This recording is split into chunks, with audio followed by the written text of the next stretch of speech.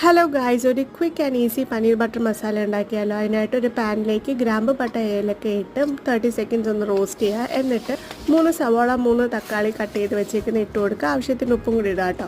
വേറൊരു പാനിൽ small cube of butter, 1/2 table spoon വെളിച്ചെണ്ണയും കൂടി ഇട്ട് പനീർ ഒന്ന് ഫ്രൈ ചെയ്തെടുക്കുക. അപ്പോൾ നമ്മുടെ സവാളയിലേക്ക് ഒരു പിടി കാഷ്യൂനട്ട് ഇട്ട് കൊടുക്കുക. എന്നിട്ട് വഴറ്റുക. സോക്ക് ചെയ്തതല്ല കേട്ടോ കാഷ്യൂനട്ട്. അപ്പോൾ പനീർ ഫ്രൈ ആയിട്ടുണ്ട്. നമ്മുടെ തക്കാളി സവാള മിക്സ് ചൂടാറാനായിട്ട് മാറ്റി വെച്ചതിന് ശേഷം മിക്സിയിലിട്ട് നല്ലോണം അടിക്കുക.